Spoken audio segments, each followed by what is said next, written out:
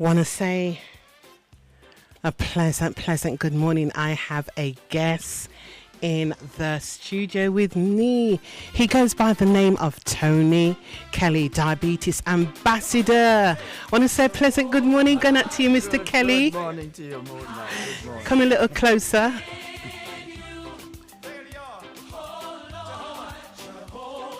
Right. Welcome to Praise Without Limits. Thank you for having me, Moonlight. It's a pleasure. Oh my gosh. I want to say thank you to Chicken George because it was him that told me about you, because I was talking to him about some people that I met to do with diabetes, and I kept asking them, you know, we need to get this out, you know, especially for the community. And they, oh my gosh, it was like a good 4 months, and I kept complaining, and then Chicken said, oh, don't worry about them, Mr. Kelly, he is a genius. Oh my God. I hope I live up to it for your listeners and viewers. So, Mr. Ambassador, once again, I want to say welcome. Thank you. Let's start from the beginning. We're going to be talking about diabetes. Going back about 2 years ago, I went to the doctor and they told me you're pre-diabetic, and I'm like, pre-what? And that's all they said to me. They didn't say anything else to me. They didn't tell me what to do. No. They didn't tell me nothing else. That's all I heard. And I didn't know what to do. I didn't know where to go. So if somebody is, do you start from pre-diabetic, or what is the beginning? Right. Well, I want your listeners and viewers to get an understanding. So I think even before we get to the pre-diabetes bit, I'm going to give you a little background about where I'm coming from and where I am now, so listeners get a clear view of who I am. Okay. So I start Moonlight with a health disclaimer, because some people, when they hear me on television and radio, they say this guy must be a doctor. Right. No, I'm not from the medical profession. Right. I'm not a healthcare professional. Right. So, Moonlight, I was born in Britain, but the accent doesn't sound British, do you? No, it doesn't. When I first spoke to you, I thought, oh, he's from Jamaica. Exactly. Thank you, Shannon. God bless you. Right. So, born in Britain, and at an early age, my mum and dad, I was born in Carshalton, St. Helier Hospital in Carshalton in Surrey. And my mum and dad, who were here from Jamaica, sent me back to the land of their birth. And I grew up in a little district called Whitehall in the parish of St. Thomas, with my grandmother, my granduncle, and my grandaunt. Right. As a little boy growing up, this is a whole heap of years ago, age 8, 9, 10, 11, I saw people in the district and relatives of mine, starting from the top, who had strokes, who were completely blind, who had heart attacks, who had renal failure, kidney failure, and had to go from the country area into Kingston hospitals to go onto the dialysis machine. And some had lower limb amputations, chopping off of toes and feet. Oh my gosh. And then some finally, Moonlight, believe it or not, in their 40s and 50s, died prematurely. What we in the Caribbean would say, gone too soon. Too soon, yes. So I would ask these relatives, little nosy, fast, inquisitive little boy, what is the matter with them? And back then they would say to me, they have a touch of sugar. They have sugar. Right. They never even used the word diabetes to explain the medical condition. They kept on referring to it as a touch of sugar. Right. So they minimized or trivialized or downplayed this very, very serious medical condition. Right. And I want your listeners and viewers to understand crystal clear, diabetes is more than a touch of sugar. It is a very, very serious medical condition if not kept under control. So, fast forward, I went to Micro Teachers Training College, and I used to teach in the high schools in Kingston. And in 1979, I decided to come back to the land of my birth. Right. And I've been in Birmingham ever since. Okay. With my wife, we've been married since 1980, and my daughter and son-in-law. My wife is Jamaican, we taught at the same school back in Jamaica. Then, 20 years ago, my wife started noticing one of the 4 classic symptoms that I might have diabetes. They're known as the 4 T's. T for tired, T for toilet, T for thirsty, and T for thinner. What was happening, Moonlight? I was getting up 20 years ago 3, 4, up to 5 times during the night What? to go to the toilet. Oh, wow. And my wife kept saying, something's wrong with you. Something's wrong with you. I want your listeners and viewers to listen here very carefully. Right. At the first sign of an ache, a twitch, or a pain, it's a gender thing. Women make a beeline to go and see their GP. That is fact. Right. Men, the complete opposite. Them gone to the rumba, then go and play domino, then go and watch a cricket match, the football. I was one of those men, not in touch with my feelings or emotions. Right. So like the ostrich, I buried my head in the sand, hoping the problem will go away. Right. And as you and I, Moonlight, know, the problem ain't going away. It is going to get worse. Exactly. So, eventually, my wife has heard me speak on television and radio all over the place. I could take the nagging no more. Right. So I went one morning early before any breakfast, 20 years ago, with a vial of urine to my GP. Right. And the GP put the dipstick in, held it up to the light, and said, there is blood glucose or blood sugar. Same thing Oh, in wow. your urine, and it shouldn't be there. I think you have type 2 diabetes. Moonlight, I wasn't surprised because it runs in my family. Oh, so in my wow. case, it was hereditary. Okay. Hereditary. Okay. So, and then she said, I'm going to send off to the lab a sample of your blood from your arm, and that will give me the final definitive analysis whether you have the condition or not. Right. So that was sent off, and it came back as an early Christmas present, December gone 20 years, that I have type 2 diabetes. I'll explain later on. I think in the they have a interview. type 1 They as have well. a type 1. Yes, I'll explain yes, that later. Yes. Moonlight, I decided I am going to make what we call the behavioral or lifestyle changes in order to keep the complications I alluded to at the very start of the interview at bay. And so for 20 years, I've gone about my life leading a very, very disciplined approach in terms of physical activity. A lot of people call me Mr. Motivator. Remember Mr. Motivator with the different color socks and the lycra? People say, Tony, you're just like Mr. Motivator. Oh, wow. I do Zumba, Pilates, aquarobics, yoga, Tai Chi. If there is a lift and there is 30 floors to climb, if you see me in a lift, or any of your viewers or listeners see me in a lift or escalator or elevator, they have permission to slap me. Are you I serious? don't do lifts. Your feet were made for walking, and I will walk 30 floors up to where I'm going. Mighty God. I'm only just warming up here. Wow. But I decided, instead of having 7-8 tablespoons of rice and peas, which me love, Yes, I yeah. am going to cut down on the portion sizes, moderation in all things. Right. So we'll come on to talk about diet later, and I'll talk about how much rice they should be eating. But I Right. decided there and then, no, all the whole heap of carbohydrates, which is starchy food. Yes. And we do need starchy food for energy, but you cannot be having all of this whole heap of starchy food. And our West Indian Caribbean diet is such that it is lots of the yam and the potato and the rice and the hard-dough bread. Yes. We'll talk about that later on in the interview. So I made the changes and cut down on my weight. And ever since then, I have never, ever So you were taken... bigger than this? Oh, yes, I was bigger than this. Yes, Oh, wow. yeah. I've never taken medication. I'm refusing. They've tried. They say, oh, one doctor had said to me, metformin can prolong your life. And I just looked at him and said, when did you become God to know how long I'm going to be on this earth for? My gosh. But no, I don't take any medications. Some of your listeners are going to be on medication for one reason or another. But what if they don't want to take medication? Well, this is where you know? yes, that's something that I say in my. To be honest, Moonlight, some doctors don't like me because straight away when you go in with your pre-diabetes, which is mean you were borderline at the time, Right. or you have type 2, straight away, not all doctors, but some doctors like to go down the big pharma route. Exactly. Medication. Because it's a money-making business. And what happens is some black people tend to put doctors on a pedestal. Exactly. Like a demigod. Exactly. And I think, no.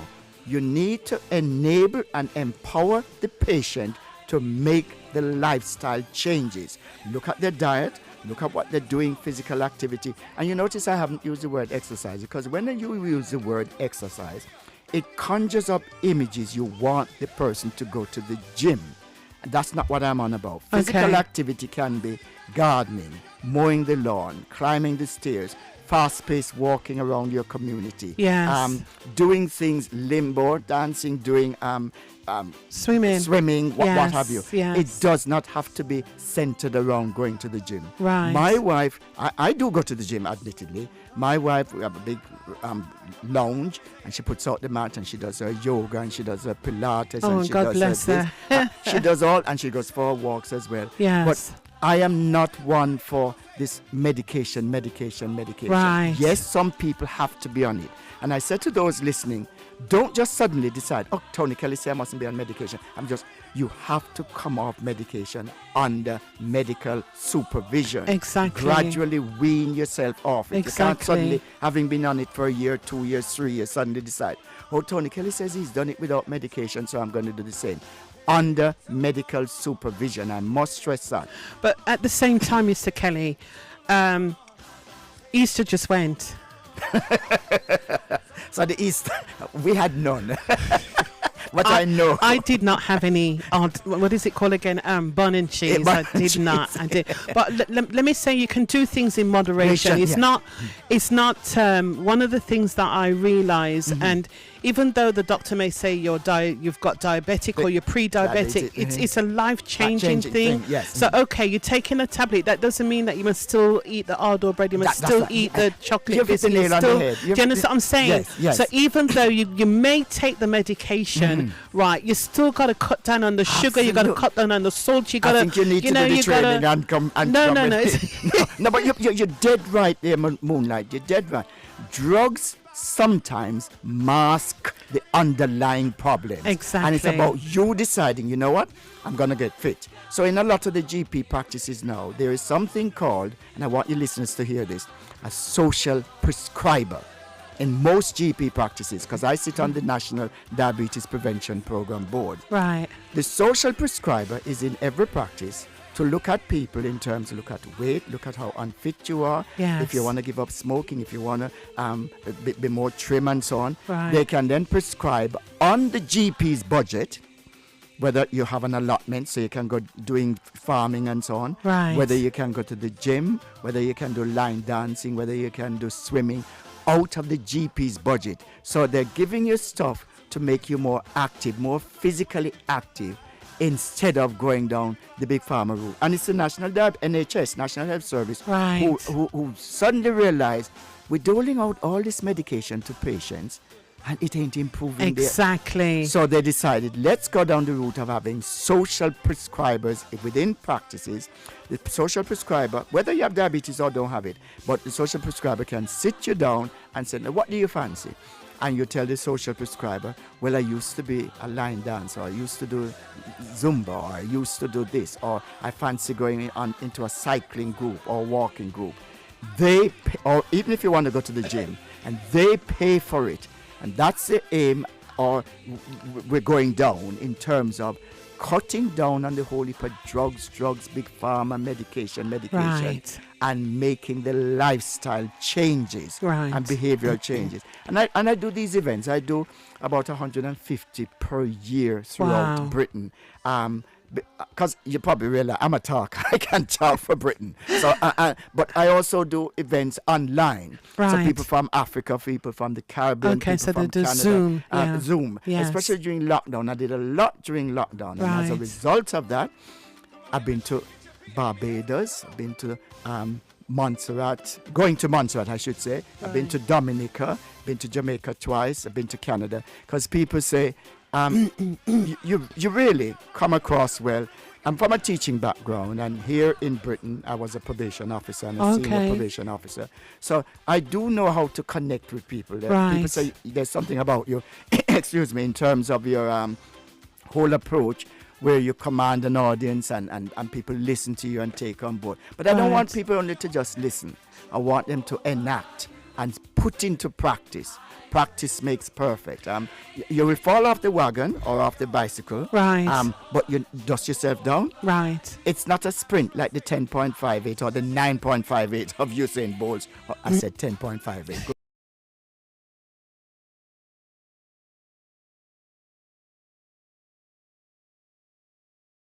you're going to have lows and you're going to have highs, but you take it each day.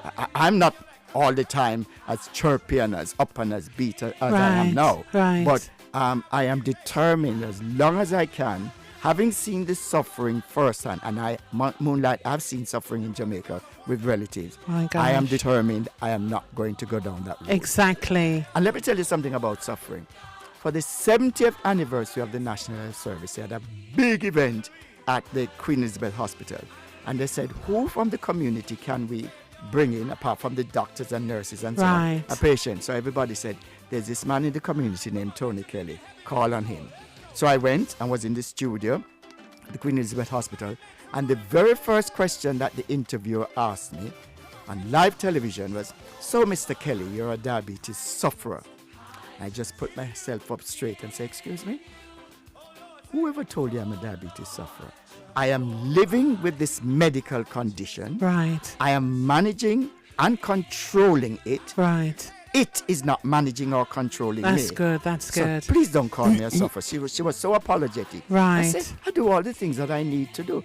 Yes, there are people listening on this program who are indeed suffering with the condition. Yes. The blindness or the heart attack or the stroke or hypos or some is, the blood glucose going too high or too low and they're dizzy and fainting or breaking out into sweats and struggling to manage it and so on. But no, I've never had any of those things happen to me because I am managing it. Right. I'm disciplining myself. So you went back to Easter we just had with the Easter bun and cheese. Well, first of all, the cheese that they bring, I have to say, the manufacturers in Jamaica are not going to like me. But that cheese in the tin. In the tin. That's a cheese cousin. Oh wow! That's not cheese. No. That is not proper cheese. I wouldn't give a dog that cheese. I can't to be tell honest. the last time I even put that in my mouth. But then the bun. Then, if anything, make your own bun so you know how much. Just like how we make our own Christmas cake, you know how much sugar you're putting in. There's way too much sugar in the products that they're producing. Everything. Everything is, and even the processed foods and so on. For instance, when I was growing up in Jamaica, we had something called fried dumpling or Johnny cake. Right. We make trips to Jamaica now, and you go to Hellshire Beach, and even over here in Britain, you taste this thing, and it's sugar. And I said, I don't know since when they started putting sugar in fried dumpling. Fried dumpling is such a nice thing, Moonlight. I couldn't believe it. And I said, hang on, have we gone crazy here? Why are you adding sugar to fried dumpling, Johnny cake? Yeah? Come on, get real here. It's so sad because they put sugar in everything. Sugar in water, sugar in mayonnaise, sugar. I mean, every single thing. Going back about, I think it was about 2 years ago, just before Mom died. Mm-hmm. I didn't feel like cooking. Right. So I went to. I'm not going to say the restaurant because I love them, but I went to a Caribbean restaurant and I ordered fish. My gosh, the fish, it was full of sugar. So I called him and I says to him, have you got diabetes or something? You want everybody else to have diabetes? And I goes, why have you put so much sugar in the fish? In fish. Oh my gosh. I couldn't even eat it. I couldn't eat it because it was so sweet. And then when it's not sugar, it's salt. And of course, salt causes high blood pressure or hypertension, exactly, which we as black people are prone to and more susceptible to getting. So then everybody needs to cut down on the sugar consumption, believe you me. And alongside the sugar consumption, it's about the carbohydrates as well. That's so important. Okay, whether it be the yam, whether it be the pasta, rice, whether it be the pasta, whether it be the patty. But they can exchange white rice for brown rice, can't they? No, you need to do the training. You don't have brown to rice, wild rice and black rice and black wild rice. Yes. Go for the ones. And then you have flour, whole wheat flour. Whole wheat, yes. Mm-hmm. Right, instead of using the white flour. Listen, because all these turn into sugar. White sugar and white bread don't exist in our household. We don't use them at all. Right. I like white people, don't get me wrong, but white flour, white sugar and white bread is a non-starter. Okay. Because that is just, that's a recipe for disaster. Right. And what people need to understand, let me just explain for your listeners, the difference between type 1 and type 2. only 8% of people with diabetes have type 1. We all have a gland, an organ, situated just by the navel string, or what some of us in the Caribbean would call the belly button. It's 8 inches in length. We all have it in our body. It makes the hormone insulin. Insulin regulates the food we eat and drink. Without insulin, listen, listeners, you will die. You cannot survive without insulin. But people with type 1, the pancreas, nothing to do with age, gender, ethnicity, or size, with type 1, the pancreas suddenly packs in all together, stops working. Which is worse? They have type 1 and they have type 2. I'm coming on to that. So with type 1, the tired, the toilet, the thirsty, the thinner happen very, very quickly. And you have to rush to your GP to find out what's the matter with you. And when they take the bloods and so on, they will realize your pancreas is not working. Right. So therefore, you have to go on synthetic or man-made insulin. My gosh. And we give God, and you have to inject that into the tummy area 3 times a day. Wow. Now, some children who have type 1 don't like to come out of class to go see the school nurse 3 or 4 times a day. Right. It makes them feel more conspicuous and Right. attention. So some people with type 1 have an insulin pump strapped to the side of their body, Oh, wow. which drips the insulin to keep them alive. That one, it can't be healed. You can't. No, That can't be healed. you have that for life. Okay. That one's for life. Okay. I'm gonna So come on that's to type type 2. 1, Let me yes. finish here with type 1. So, I'll name some people who have type 1 and they're still living. Theresa May, our former Prime Minister, has type 1 diabetes. Halle Berry, the well-known black American actress, has type 1 diabetes. Oh, wow. Philip Schofield, who used to do the morning program on TV, he doesn't have diabetes, but his mother and his brother both have type 1 diabetes. Wow. Okay?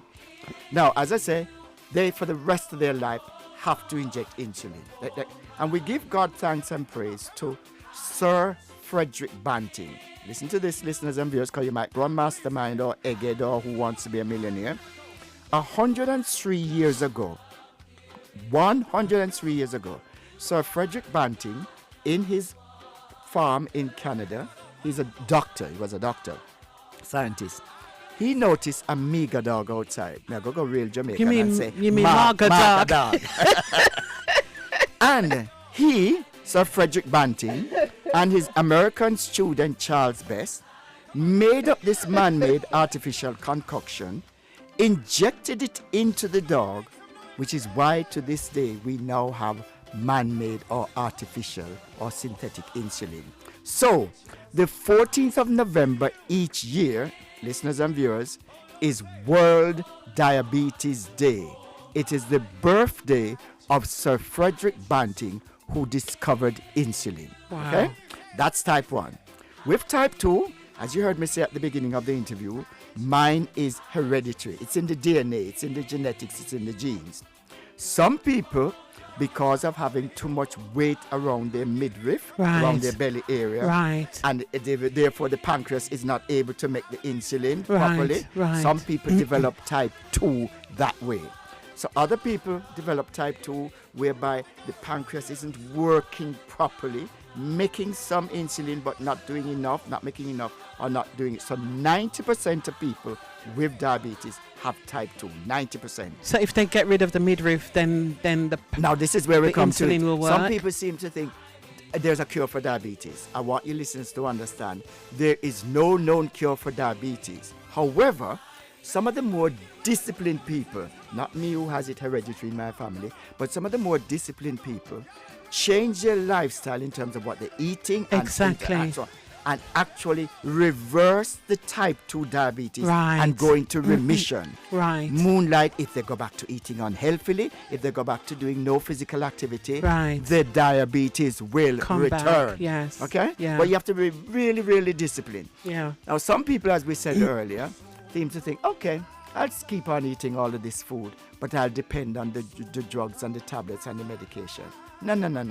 The two go together. If you're on medication, whatever it is, you still have to lead a disciplined lifestyle Exactly. in terms of eating healthily, in terms of doing physical activity.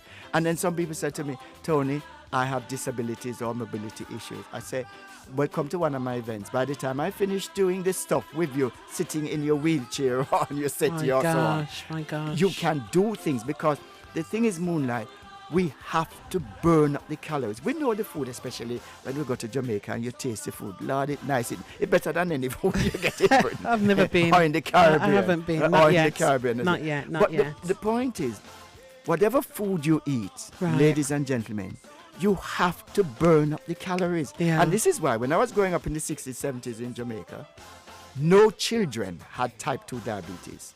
Now in Britain and across the world, you see the kids age 11, 12, 13, 14 with the big paunch and the big belly, and they're all developing because when they're going home, they're eating the crisps. And the not only chips that, they're and McDonald's. The kebab. But I am told I can't actually Kentucky mention. Fried Chicken. I'm not allowed to. Well, I'll just say the if you chicken. can't mention it, I will mention it. I'm you know? I'm told, just say a certain type of chicken or a certain type of pizza. Please. Or so on. The kids are eating that on the way home from school. So what mom and dad or the guardians prepared for them at home, they are not eating the wholesome, healthy food. And this is why a lot more young children, then they're on the PlayStation and the Game Boy. They're not getting the exercise. Come on. Because when we were growing up, none of Exactly. us, let me tell you something, my mom had 6 kids and none of us was sick. Exactly. Do you know what I'm saying to you? Yes. And then every summer, right, my mom would give us a washout, and then also we had to take cod liver oil, the cod liver Scott's Emotion. I mean, all these Like my things, grandmother. you know, that they used to give us, and we weren't sick. Sick, And yes. and if you notice, it's just a different generation. It's a sedentary We never went. couch We potato never went lifestyle. to. I don't even know if they had McDonald's back then. Do you understand what I'm saying? We never had fast food. Food, Yes, once I think every Friday, I think it was, Daddy would buy us fish and chips, Right. but that was about it. Yeah. And every now and then, Daddy would treat us to chocolate, but my That was a dad. treat. That's what I'm saying. That was a treat. That's what I'm saying. But my dad, every Saturday, my dad would bake. He would bake blue jars. But none of us was sick. You understand what I'm yes. saying? It's just a total different generation. Yes. And another thing that I wanted to say to you is I saw my parents both. My dad was worse than my mom. My dad was taking over 24 tablets in one day. And I got upset, right, because I used to live in America taking care of Daddy. And I said to the doctor, if you're taking 2 tablets, much less 24 tablets, all of these tablets that you're taking have side effects. Do you understand what I'm saying to you? So I got upset and I said, no, this, you know, they're working against each other. So if you are diabetic or pre-diabetic, just think about the side effects. Do you understand what I'm saying to you? You can do something about. If you're pre-diabetic, you can do something. All you have I to do, agree. as you were saying before, is portion That's size. it, yes. And I want people to start thinking of, okay, I need to rest. Rest and sleep are so important in this grand scheme of things. People are up till 3, 4 in the morning on the computer and that, or this, that, and the other, and they're not getting. You need to have, the body needs time to rest. I say to, when I do my events, these 150 events I do per year, I ask them about, do they drink water? And they say, no. I say, water is meant to keep you hydrated. Right. And the older people tend to drink not enough water, which Right. is why their urine is a dark color. Dark color, yes. You yeah. must drink water because Yes. the aim and function of the kidneys is to purify, flush out the toxins, the poisons, and the impurities in your system. Yeah. And people look at me and say, well, you must be a doctor. I say, no, but that's just common sense. That's what the function Well, of the kidney is for. to be honest with you, I never used to drink water. Never used to drink water. It was my husband. I used to buy, you know, the carton juice. And this is when I was living in America. Never drank water. I just used to buy. I mean, I had like 6, 7, 8 boxes of juice. Just packed with sugar. Packed with Well, sugar. I wasn't even thinking about sugar, to be honest with you. You understand what I'm saying? And then, you know, when I did get married, he told me to cut out the juice and introduce me to water. And then I started. Don't you feel better by it? Much better. Exactly. And not only that, now I'm what's the word? I'm careful what I put in my mouth. Do you understand what I'm saying to you? I like it. Right, you have juice and you look at the sugar, and then they have all. You got to tell us about some of the names of the sugar. Well, first of all, you know what they tend to do? And I want your listeners to hear this loud and clear. You will see it says no sugar added. Oh, please. Who do they think they're fooling? They might be fooling these shoppers out there, but let me tell you what they do. Instead of putting sugar in it, they put in saccharins. Saccharins are known as sweeteners. Okay. And doctors have said to me, Tony, get your listeners to understand that saccharins can be carcinogenic. And carcinogenic, if you don't understand, we're talking cancer here. Yes. Cut down on all these people who, I have a sweet tooth, but I'm mindful of the amount of sugar. Sugar and salt are two of the most terrible things we can keep putting in our body. So you need to get into a habit of deciding, okay, I'm going to cut down on the sugars. Or use brown sugar. Or use brown sugar in small doses. Use honey in small doses Exactly. as well. But the sugar content that is in, even in the sort of processed foods, as you rightly said when you went and had that fish meal at that place, what you putting all that sugar in there? Can you believe it? No, they've got to stop. And then the parents and guardians who are listening, when you're going to give your children orange juice, pineapple juice, mango juice, or apple juice, when they're not looking, add water to it. Yes. Because if you don't add water to it, it becomes an acquired taste where they're so used to the sugary stuff. And of course, it damages their teeth. Or just juice, just juice. Yes. I remember Daddy used to juice carrot juice, but then, he used to add the sweet milk. Yes. But now... condensed milk not in our house. I don't use it either. Right, I do not use it. But I'm just talking about growing up. Yes. We never had... The good old days. Yeah, we never had, box juice coming into our house. And I understand that it's conveniency, right? Because a lot of parents have to work and they don't have the time, etc., etc. But if we can just have, just change our minds and stop and think about the things that we're adding to our diet, the things that we're feeding our children, the sugar, the salt. Recipe for disaster. disaster. I'm saying, oh my goodness. I'm going to tell you something about, these parents who are working parents. When I do my events out there, and they're more than happy to get in touch with me at TonyKellyDiabetes@hotmail.com. I'll come and do an event in your community. But the point I want to raise is this. When I was growing up, every time I made a beeline to go into the kitchen in Whitehall, St. Thomas, my grandmother and my grandaunt would say to me, in pure Jamaican language, go take your book. Boys in that era were not allowed in the kitchen. Yeah. It was just a no-go area. Okay. And even at school, the boys did woodwork and auto mechanics. The gender divide, the girls did baking and home economics and dressmaking and so on. We need to stop that foolishness. Boys need to do the homemaking and the baking and the dressmaking and the sewing. And the girls need to know how to change the car and the tire wheel and the car and to do this and so on. This gender divide has to stop. But taking it further, 2008, my wife taught at George Dixon School for 25 years. My daughter, who is an opera singer, they would come home from work. I could not boil an egg, Moonlight. I could not. And I got the best Christmas present that year, 2008, 15 Caribbean cookery classes. And I had to go all the way over from where we live, all the way over to Boldmere, Sutton Coldfield, to learn to cook. In my How old were you? I can't remember. Oh my gosh. But I certainly learned to cook. And then I said, when I do my events, you look on TV, most of the best chefs on TV, what gender are they? The men. Yeah. So this issue of can't cook, won't cook. So what I said to parents and guardians, you're tired in the week. What you do on the weekend is you prepare 3 or 4 of your favorite dishes. You put them in the fridge or freezer. So on the way home, when you smell the chippy and the fish and chips and you smell the chicken, this and the that, you think, no, although you start salivating and you know you have something that you prepared with less salt, less sugar, less oil, less fat, and you prepared that for your family and so on. That is what we need to do. Because there are certain areas where diabetes is rampant. I'll name some of them to you. Handsworth, Lozells, Sparkhill, Sparkbrook, Small Heath, Are you serious? Very rampant. If they come to my event, I'll show them the graphs. White's high there. It is high, not because of the ethnic population. It is mainly high because every second shop you pass in those is a fast food takeaway, or what I call junk food. Junk food. Yeah. We've got to cut down on this whole heap of junk food that we're eating. It is doing our bodies no good. I don't eat it. If you see me eating junk food, you have permission to slap me. I don't eat it. I eat healthily. So, for instance, I was in the Bahamas. I was on a radio program in Montserrat, and I've been to Dominica. And all they keep saying is, and in Jamaica they say it as well, oh, the vegetables is very expensive. It's very expensive. And they can't afford to buy it. And I said, listen, this is what you need to do.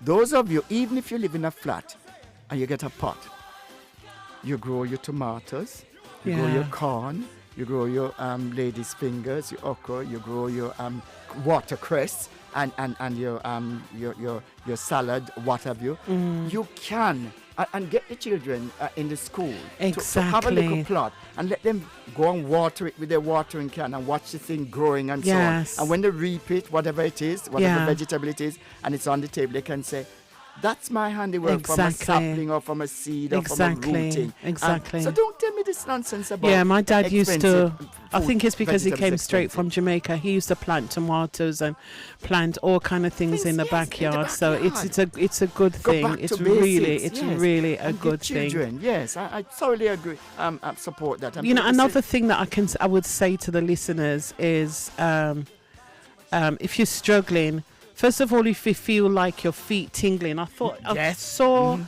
a leaflet that you had about with feet. Yes. Okay. If your feet, you find some tingling, that may be the signs.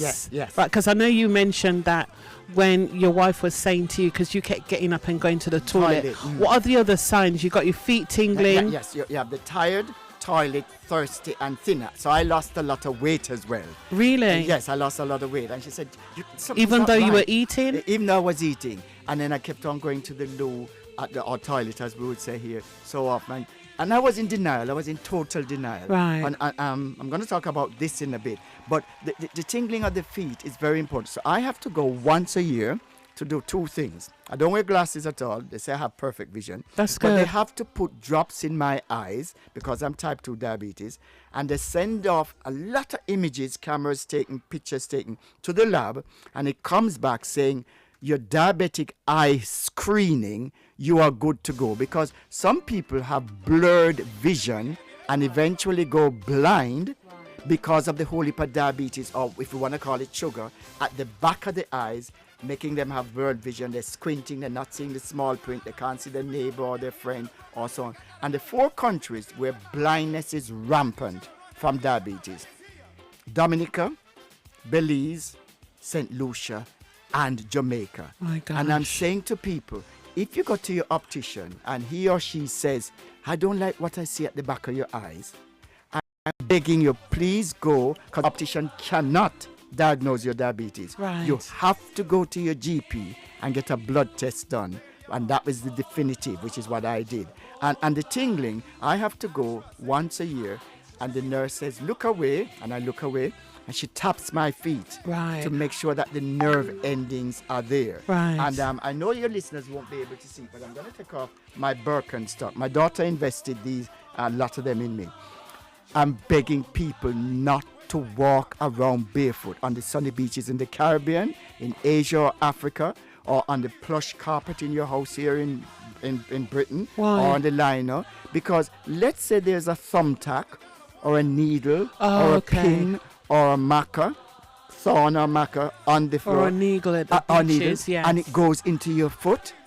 Trust me, that is when slow healing of cuts and wounds, you will end up having your feet and toes amputated. Oh, wow. So she invested these, so I buy these all the time, Birkenstock. So look at the size of that. If a thumbtack goes in there, is it going to go into where? No, it's exactly. not. Right. So that's it. So some people wear just a thin flip-flops. I would say go for a thicker sole thing. Okay. Because your feet are very important in the whole grand scheme of things. And you don't want to end up. And I'll give you a true story. Some of your listeners might find this hard to believe. Before COVID, I went, because I'm always wearing my diabetes apparel, and I went to 6 Ways Aston, and a chap said to me, you need to go to Dudley Road Hospital, which is no more, it's gone elsewhere. You need to go to City Hospital and go and visit my brother. You're Mr. Diabetes, because everybody knows and you always have a... I said, what for? He says, no, you go and visit him. Honestly, Moonlight, this is a true story. The chap lived on Wolverhampton Road. Right. He was at home with his son, and a glass bottle fell in the kitchen and broke. And he used a dustpan and brush to pick up all the things, the splinters and stuff. Unfortunately, a splinter was left on the kitchen floor. And because, as I said, people must walk around with things on, he was barefooted. The splinter went into his big toe. And typical of what most men would do, instead of going to get it seen at the GP or the surgery or whatever, him using Dettol and antiseptic to try and get it better. Dettol and antiseptic. Instead of the toe getting better, it got worse. Oh my God. Eventually, I didn't know him at the time, but eventually, gangrene or septicemia set in. So somebody visited him and said, no, your toe, it stench from the toe and the pus and so on. He went to his doctor, finally, plucked up courage. The doctor took one look at him and said, Dudley Road, go down to Dudley Road, City Hospital. He went.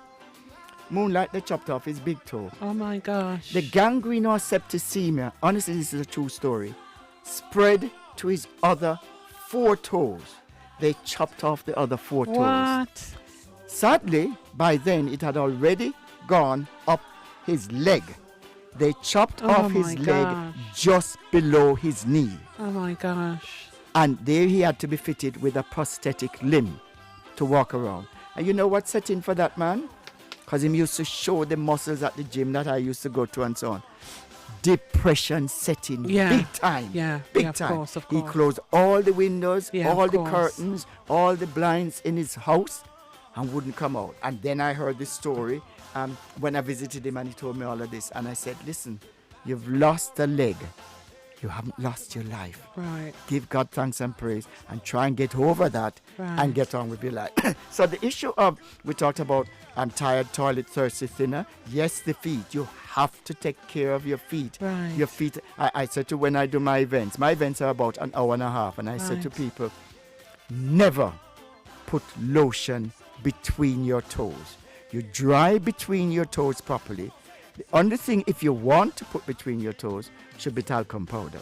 What you also need to do is at the back here, right at the heels, we all get dry, dead skin at the back. Right. In Jamaica or in the Caribbean, you'd go down to the riverside or the standpipe and you go on a stone and you rub it off. I have to go into Holland and Barrett and buy pumice stone to rub off the dead skin. You cannot allow the dead skin to remain there because, again, if a thumbtack, a mac, or a thorn or something goes into that where the splinters are and the cracks are, that is when trouble is going to come your way. So people need to take care of their feet. I do lots of stuff which I can't really do in a radio interview. People need to call on me. It's free. There's no charge. And people say, Tony, we get you. You keep it so real. And then let me tell you one other thing. Out there when I just started this work, and even to this day, a lot of the white academics and consultants, Moonlight, they like to talk about the hard-to-reach community. Listeners and viewers, when you hear them say that, you need to challenge them. Because every time I hear it, at the end of whatever presentation they're in, I challenge them. I say, excuse me, could you explain who are the hard-to-reach communities?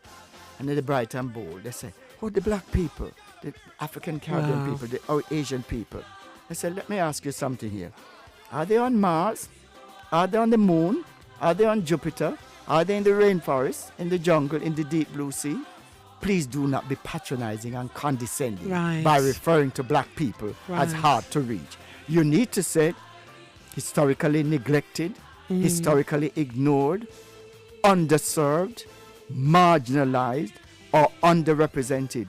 We're not hard to reach. If Muhammad can't go to the mountain must go to Muhammad. Exactly. I knock on gurdwaras, churches, mosques, temples. People said since retirement, I say, well, I can't just sit at home and I have this skill to be able to go there and make people more aware about your health is your wealth. My banner says that our health is our wealth. Yes. And that's what I'm about. You Yes. probably need to play a gospel or something. I'll get a breath of water. All right then. Okay, I'm going to put a track on. Okay. And if listeners want to call, then I'm sure I might be able to answer a couple of questions. Safe in his arms. We have Tony Kelly in the studio talking about diabetic or diabetes. Diabetes, my gosh. How many people are suffering, struggling? Your toes are tingling, fingers are tingling, and you don't even know what's going on. You're getting dizzy spells. What is going on with me? It's all that sugar, it's all that chocolate, it's the crisp. I have to admit, Tony, I love crisp. Oh my God. Cheese and onion crisp, God knows. I repent, but I'm really good with the chocolate. I used to be really bad with the chocolate, but to God be the glory. I'm really, really good. But the crisp, I confess. I confess, Mr. Kelly. They're sort of like the plantain crisp as well. You don't. Yes, I've seen it. Yes, I've seen that. Free. Yes, yeah. Sort of try and go for those. Because the other crisp, they're very salty. They are. The Walker's crisps. Yes, They are. yes, They are. But right after this, we're going to come back with Mr. Kelly, and he's going to share portion size. He's also going to share the do's and the don'ts. And if you do feel, if you have any symptoms with our 1 in 4 black men will get prostate cancer. Okay, Mr. Kelly's going to talk about that. Right, our men don't love to go doctors at all. So I'm saying, your husband, your brothers, your cousins. Right after this song, we're going to speak about prostate cancer. Go ahead, Mr. Kelly. You said you had something to share about 1 in 4 men. Yes, I think that's important. Although we're doing this Moonlight is all about diabetes, but I take every opportunity when I do my events to say, I have a thing here saying 1 in 4 black men will get prostate cancer. Now, I want the ladies, you mentioned it, right? The ladies listening, their girlfriends and the wives and the sisters and the mothers who have black men in their family, to take this seriously, because the prostate, which is a walnut gland situated behind our private area in men, it's a walnut gland. It is the only organ in the human body which increases in size as you get older. So that's the starting point. Okay. Right. Now, 1 in 8 white men will get prostate cancer. For us, it's a much 1 in 4 black men. Oh, wow. And that is a worrying figure. And sadly, a lot of men are in denial, but the prostate cancer is one of the easiest cancers of all the cancers that are out there, and there are several, one of the easiest ones to cure if caught early. Right. Notice the words if caught early. Right. So when, like in the Caribbean, people talk about stoppage of water and slow, but they go and they don't think they've emptied the bladder, or they start dribbling and so on. Or if you notice your partner, you're going to the toilet at night 3 or 4 times, you got to start saying, hey, I think you need to go get your prostate looked at. Right. And also, let's say they go to the toilet and half an hour, they still not get back into bed. That's a telltale sign. You don't need to be in the toilet that long. Right. But it's because they're struggling to pass the urine. Oh, wow. So these are just some of the clear, simple examples I'm giving. And therefore, they need to go and see their GP for, first of all, get a PSA blood test, which will show whether it is at the level it should be, or whether it has gone up, elevated, as we would say. And if it's elevated, then they take it further into this thing called a digital rectal examination, which is where the doctor will actually put his or her fingers up your rectum, up your bum, to actually feel the size of the prostate, see whether it's lumpy, on whether, and I know people struggle with this. I know there's this issue of homophobia. Yeah. I know some men say to me when I speak at events, say they'd rather a woman did it than not knocking no man going to that. And I say, that's why I nearly started laughing because I saw this video. Yes, but whatever come, the wife, the girlfriend, the sister or the mother, You want to see your husband. You want to see your uncle. You encourage want to them. encourage them Yes, to go. get it checked. The point I'm trying to get across here is, some of us, not me, drive a Volvo, a Porsche, a Benz, or whatever, a Lamborghini. You take it every year to go get it MOT tested. Yes. Without fail. Yes. At the end of the day, Moonlight, that car is still a piece of junk. Exactly. Your body, given to you by It's a temple. Jehovah, It's is a your temple. No, It's you a need temple. to do you need to do the training, because you're using all the words that I use. Your body is your It's a temple. temple. And I'm saying to you, what is to stop you? The NHS in Britain is free. When I go to Jamaica, when I go to some of the other Caribbean countries, every time they want to go and get a health check done, it's money. Right. Here we have the National Health Service free. Right. And appointments are made for people to go, and the number of missed appointments and people not bothering to go. What we have a saying in Jamaica, want it, can't get it. And get it. No want Well, it. yeah. I am encouraging the listeners to get your men folk into a habit of going once a year, once they reach age 40, because it's more prone or more susceptible for black men. And I've asked a lot of doctors, why is that? They say it's to do with our DNA or genetics, but also to do with the lot of red meat we eat. The oxtail, the curry goat, the beef, the lamb. Yeah. We have to cut down on our red meat portions. Yes, I'm not saying you must give it up altogether. Yeah. But you certainly can't be eating this abundance of red meat, because they say that is a major thing, which is why 1 in 4 black men will get prostate cancer. Oh, wow. But then also, some men will get what is known as an enlarged prostate, not prostate cancer, and have some of the similar symptoms, but they have to go and get checked. Right. And some men will have a urine infection called prostatitis, Okay. which can also lead to, not urinating or slow flow or going too often or so on. So it might, don't make the word cancer fool you and think, oh my God, it got, and suffering in silence and so on, and this stoppage of water thing. We've moved on since then. This is the 21st century. I've known quite a few men that had it. Mm-hmm, Yeah, prostate cancer. And sadly, And if it's they not didn't considered- say what it was until, the dying or You know, passed. Yes. so, wives, sisters, get your brothers, I agree. Tell them, get the message get out your there. husbands. If you have a male, a man, Age black 40 and over. man in your house or in your family, I am begging you. We love our black men. We love our king, our kings. Encourage them. Go with them if Go you with can. them. Go and support them. Go Yes. with them. Yes, that's My husband, a couple of times, I would go with him, to the whatever he needed done, or I would go with him to the hospital for the support. Yes, and he would do the same for me. So I'm just saying, go with them, encourage our Amen. men Amen. to get themselves. They may feel okay, and sometimes they're not even feeling okay. I was No talking symptoms, huh? to, let me tell you something. What I was shocked. I was talking to somebody, black guy, 2 of them. One of them was a member of family, and I was shocked.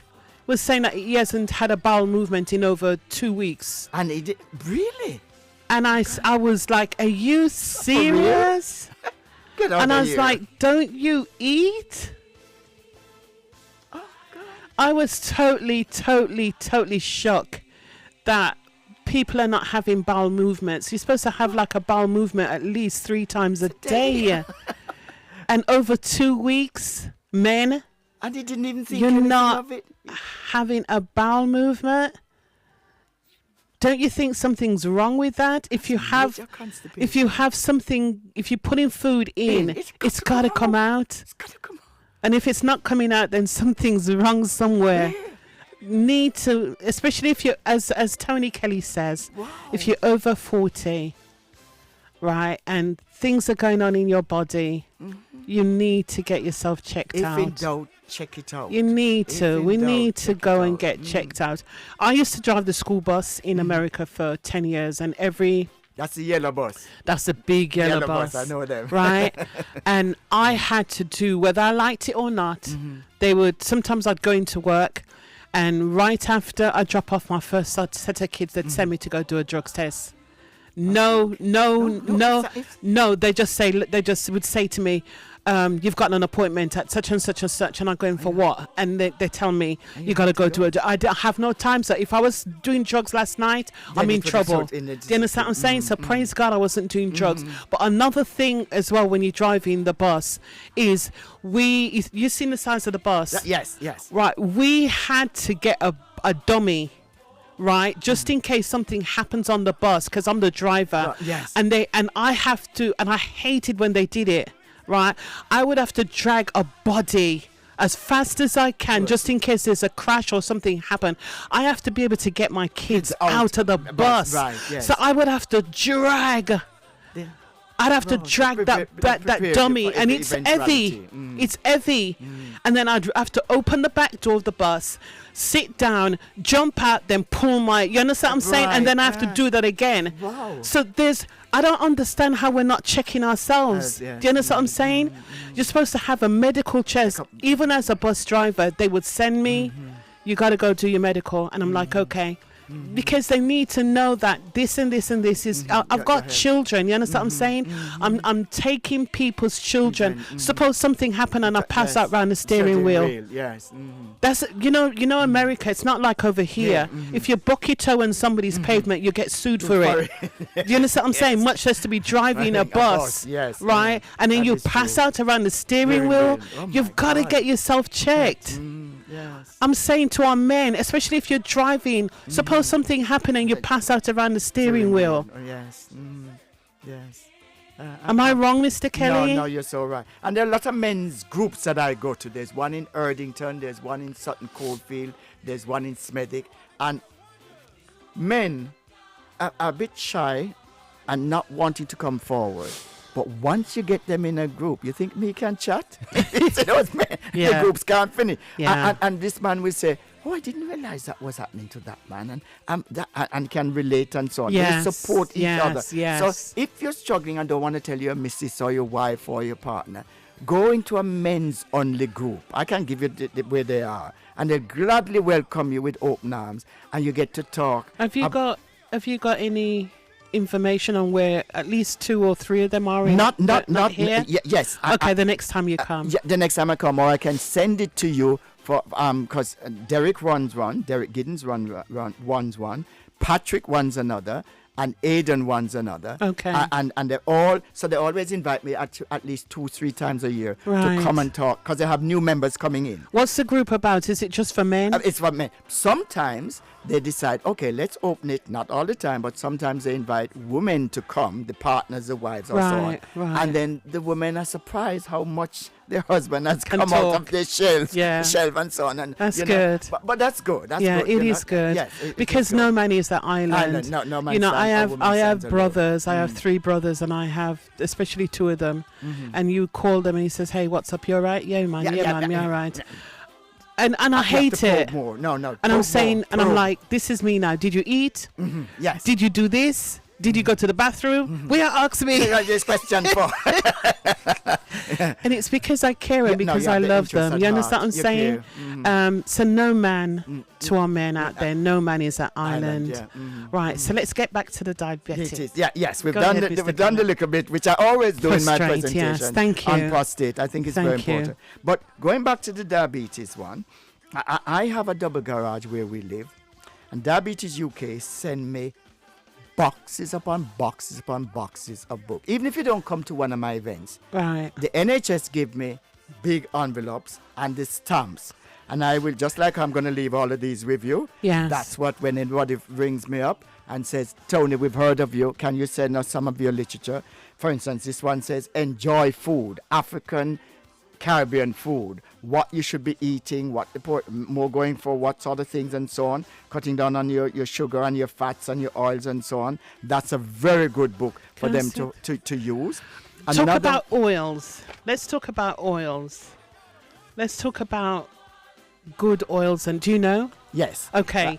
What are some of the oils that we're cooking with it, we can use it and put it in our car. People talk about corn oil. It's not good. And vegetable oil. It's not good. All of these oils that are out there, they add stuff to them. The best oil which we use in our household, the best one, admittedly it is a bit more expensive than the others, is the extra virgin olive oil. Yeah, that's what I use. That's as the well. Mediterranean oil that is used, Yes. and it's a very good. But even talking about oils, Moonlight, these are the things I want people to do more of: boil, bake, steam, grill, and roast. Stop and by the that I frying. mean less of the Frying, fry-ups. yes, Less of the fry-ups. Yes. Even when we do Johnny cake or fried dumpling at home, we start it in a little oil, and believe it or not, we then transfer it to the oven.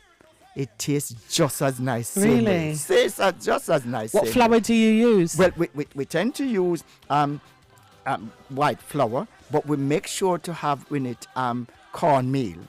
So, Yeah. so that too can give it. And the more cornmeal you put in it, the better.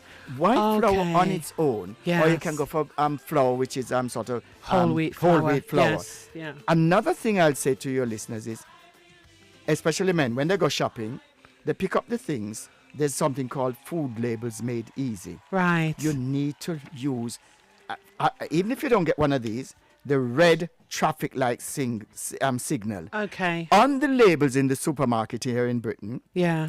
if you see a lot of reds on them, it means it has more salt, more sugar, more saturated fats, Right. more fat in it. You need to, just like the signal at the traffic light where red is danger, Exactly. amber is in the middle, and green you're good to go. Yes. It's the same principle where you look on the labels and you go for more greens. Right. They're lower in salt, they're lower in saturates, they're lower in fat, they're lower in Right. sugars, etc.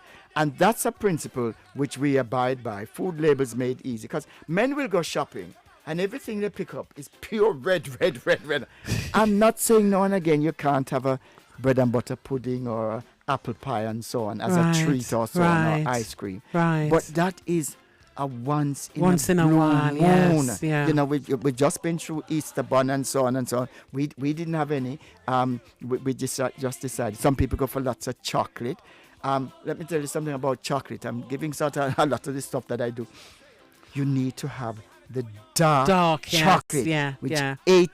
70, 80, 90% cocoa. Yes. It is Yes. far better for you Yes. than the chocolate down in Selly Milk chocolate. I won't Yes. mention the Yes. place in Yes. Yeah. Selly Milk chocolate. But wait, those are packed with sugar. Yes. And Yes. the dark chocolate with the cocoa beans. I love dark is chocolate. It does have a bitter taste, Yeah, it does. Yeah. but it becomes an acquired taste over time where you get used to it. And then you think, okay, I'm getting used to it. That's just an example. We talked about looking after your feet. I give out these at my events, the actual Eat Well guide for the African and Caribbean community. What portion of the plate should be greens and vegetables and fruits and so on? What portion should be your meat if you're a meat eater or fish eater or so on? And what portion? Those I give out regularly at my Right. events so people get an idea, because you So see they food- can't see the label that you were just holding up to show me. So you have your plate. Just let's do Sunday dinner, Mm-hmm. right? You have your plate, right? You have chicken. Yeah, Okay. mhm. Now we usually, mommy and daddy usually pack up the rice.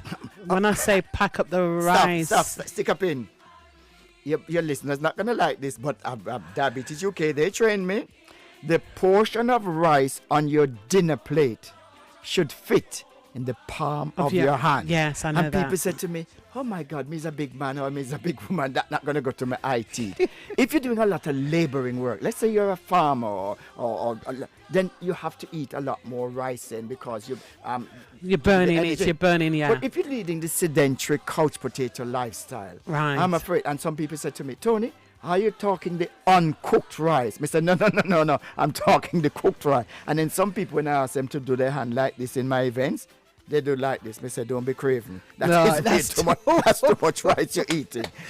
And people say, but Tony, the way how you say it and so on, we're getting it loud and clear. I said, no, you need to go and put it into practice. Yes, they need to have more veg. Absolutely. They need to have more greens. veg. The okra, the cucumber, the Yes, salads, the yeah. watercress, the tomatoes, the corn, the aubergines, the garden eggs. When I was growing up as a child, Moonlight, and my grandmother sit me down and said, right, come eat all of this veg. And I was very cheeky to her. I'd say, that is for guinea pigs and rabbits. Yeah. And then she'd have this strap.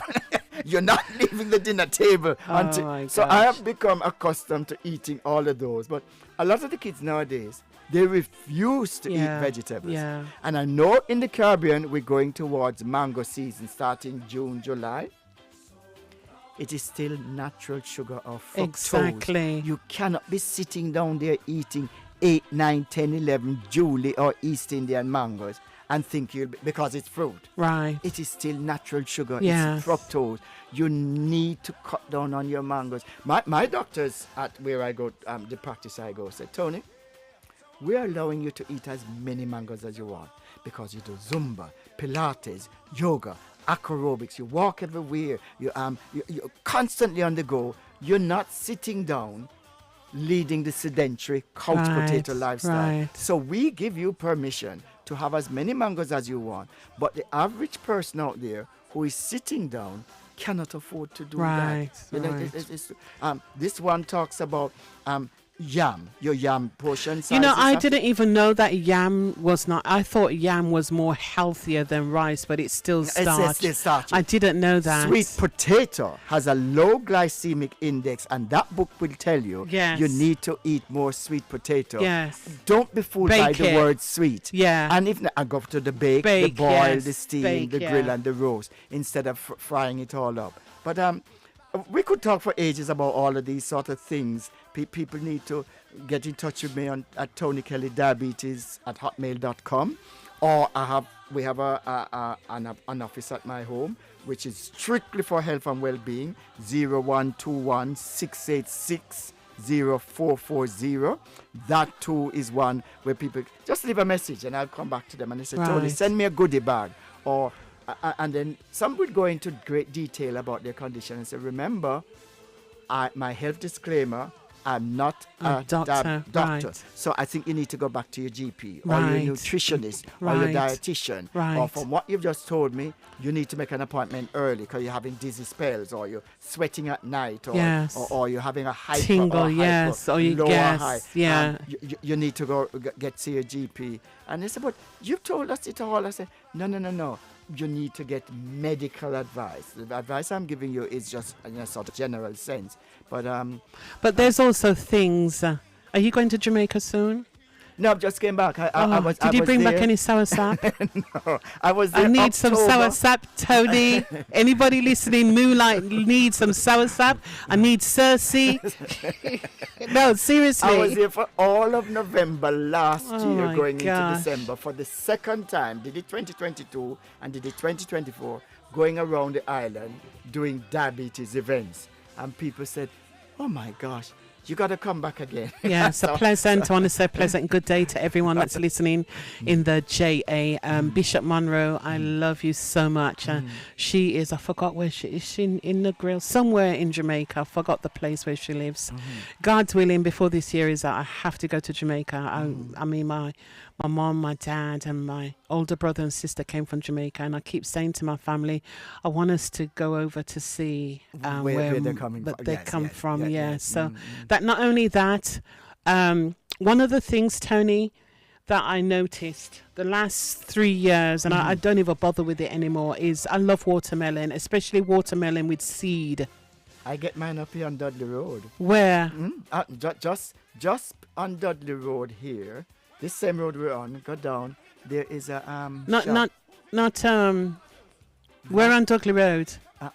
This is Dudley Road, isn't it? Yes. Yes. So I've just got mine up to yesterday. From When you're going down, on the left-hand side, before you get to the road where Scott's... okay. Oh, you mean So- Rotten Park Road? It's Rotten Park Road. No, not on Scott's, but on the actual main Dudley Road. Okay. There's 3 shops before you get to where you would turn to go up that road. But it's on the main Dudley Road. Okay. They have watermelon from March right through. With seeds in it? Of course with seeds in Okay. it. Pink. Okay. And I'm always there getting my watermelon. Okay. I'm a 'Cause I was regular just about there. to say that I Eh? can't tell the last time. No. You Every just time walk I along cut, there. but I've been getting mine from Tesco's or Asda's. I just stop now. No. That's on the proper watermelon. Exactly. No. You go just 3 shops down before you're actually going to turn up on the Rotten Park Scott- Road. on right. You'll see loads of watermelon. And then it starts off being pretty expensive, but because it comes in abundance, they then reduce the price. I don't care how much it is. I have my watermelon. Yes, and I encourage people, cantaloupes, watermelons, things that have water in them. Because I drink 2 liters of water per day. And that's cucumber. And Cucumber is really good. But encouraging people to have those sort of things which have oranges, satsumas, tangerine, grapefruits, and so on. Those are all filled with water. Yeah. And people need to say, okay, I'll have some of those as well. Yeah. And if you're a person that have a cup of tea and you have to have sugar in your tea, I would suggest that you get rid of all the white sugar in your house. That's right. As Tony said earlier, honey, brown sugar, right? You can swap the white sugar for brown. Sugar, yes. That's healthier. And also for those people that put ketchup on everything, there's sugar in ketchup. Goodness sake. There is sugar in ketchup. So I'm saying read the label. Read the labels. And not only that, Mr. Kelly, I really believe that once a week we can at least do a fast. Well, let me talk about fasting.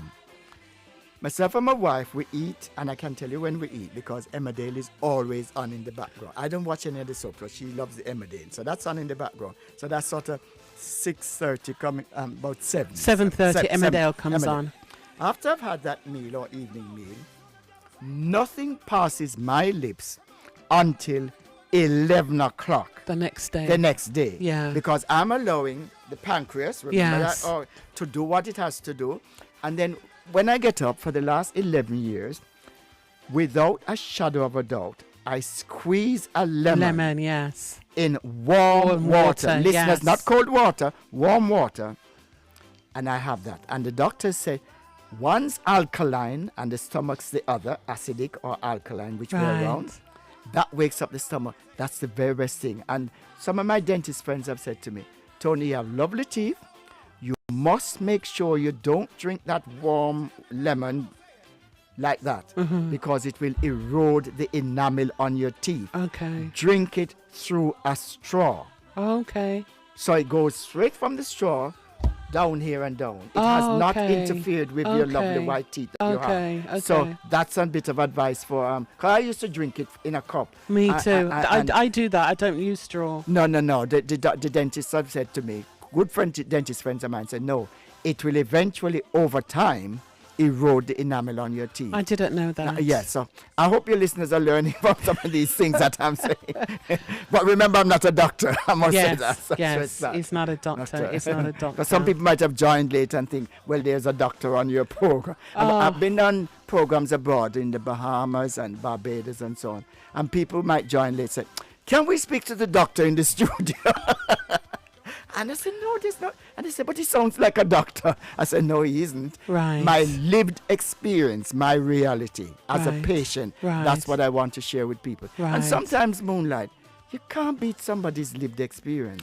Exactly. The doctor will come with their theory and this, that, and the other. Exactly. You and I have lived it, dreamt it, slept it. Exactly. Huh? Empathy. Yeah. You can only show empathy if you've been that's there. Correct. That's so true.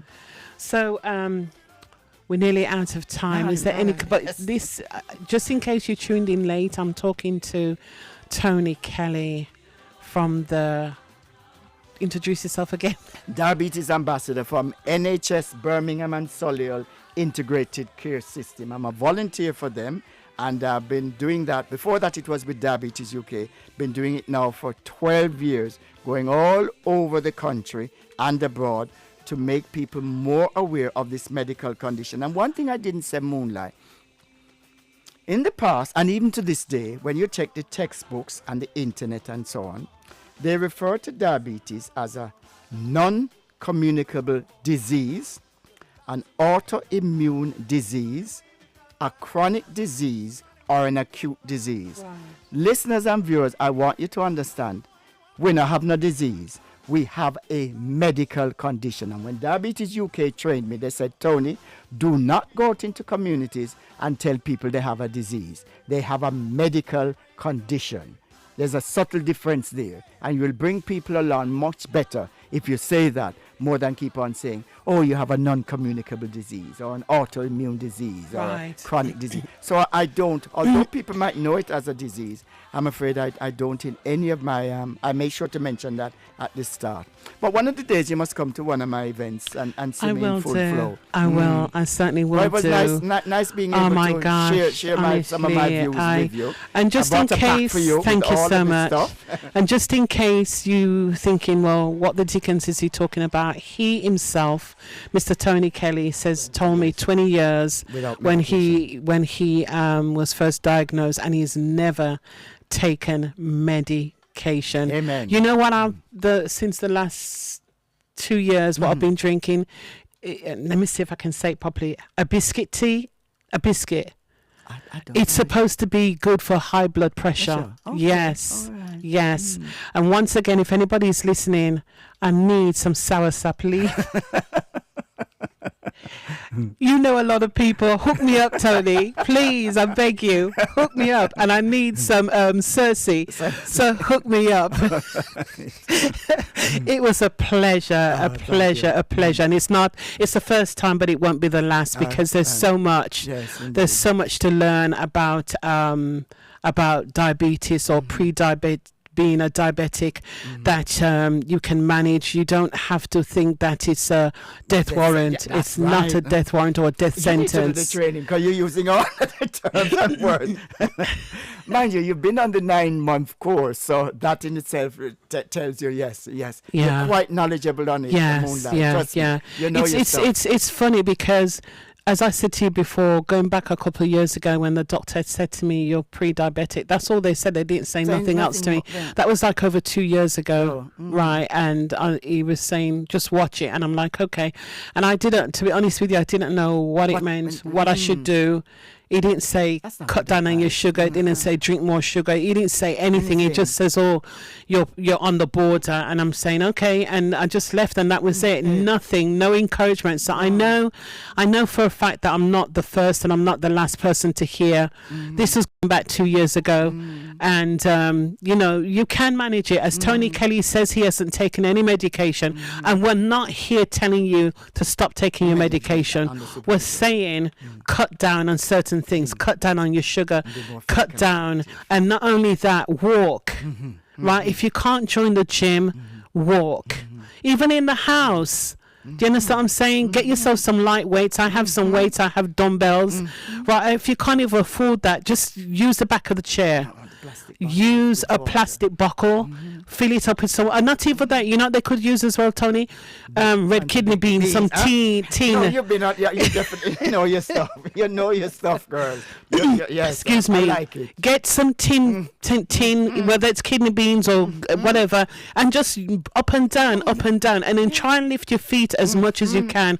Or another thing that I love doing is the acro aerobics. Find that acro aerobics. It doesn't. Yes, it's not so much pressure on your joints. Like when you go to the gym, you're running on the treadmill. It's a lot of pressure on your joints. But if you join a class, go learn to swim. The weather's nice now. Get out. Go to the park and walk. Why don't you even get some friends? Get some friends instead of sitting in the house and being depressed. Call some friends and say, let's go for a walk. And you'll be surprised that get 2 friends and then just go to the walk. Go for a walk. You're there walking and talking, and you will enjoy it. So, Mr. Kelly, I really appreciate you coming in and sharing. You got so much more. So I think if it's okay with you, Part 2 to be continued. Part 2, there's going to be a part 2, a part 3, and a part 4. Seriously, it's not just an hour and a half, it's more than that. So, Mr. Kelly. I'm conscious about getting the message to our black people. Oh, please, and act on it. Please, cut down. I'm just asking, because we love you, and it's sad when you see, especially our men, please go and get yourself checked, like Mr. Kelly said. Go get your prostate check. Women, sisters, encourage encourage our men to go to the doctor. It's once a year, isn't it? Is it once a year? Once a year. So this is what? just go this year and then you got next year. Do you understand what I'm saying? You got to start taking care of your temple. Do you understand? And you can't just put any and anything in your temple. Your temple is where God lives, right? The scripture says in Romans 12, it says that we must present our body as a living sacrifice. How can you have a living sacrifice when you can hardly move? Do you understand what I'm saying? So I'm saying to one and all, get outside. This is the same thing I keep saying to my older brother, especially when the weather's nice. I says to him, go outside and sit on the bench. Does he live in Birmingham? Yeah, he lives down Bullville. Well, I'll tell you when I'm doing my events and he'll have to come to one of them. It's like pulling teeth with him. I think the issue, to end with, the issue is, if you're in a relationship, whether it be your partner, your wife, or your brother, because you've said it to him or her for so long, they take stick broken at the ears and become ears out. Yeah. If they're hearing it from somebody who is neutral, impartial, and independent, they're more inclined to say, yes, that's what Moonlight kept on saying. And here is this man reinforcing this. Exactly. You don't know me from Adam. Exactly. So, I remember 2 Asian doctors, husband and wife, came to one of my events in Walsall. And they came up to me afterwards and they said, you're very good. I said, what do you mean I'm very good? They said, yes, because the woman said she kept on telling her husband, physician, heal thyself. They're not doing any of that. But the fact he heard it from you, a patient, it had a completely different meaning for him. He said, I've never heard it said so good like this. Yeah, I'm telling patients, do as I say, but not as I do. Exactly. But, so that's the issue with your brother. I'm tired of you're telling him. But as soon as the weather's nice, I'm like, just go outside and go and get some vitamin D. You understand what I'm saying? I'm probably saying, just like how my wife was nagging me, I'm probably saying, I've heard enough from Moonlight. No, he needs to come to one of my events, and then he'll get the full gist of it and realize, Moonlight talking sense here. On that night, over and Thank you so much, Mr. Kelly. I really do appreciate. I really appreciate. I enjoyed. It's the first time. And once again, I want to say thank you to Chicken George for introducing me to Mr. Tony Kelly. God bless you. God bless you. You're welcome. All right. So let me go and put a track on. I'm not leaving the studio yet.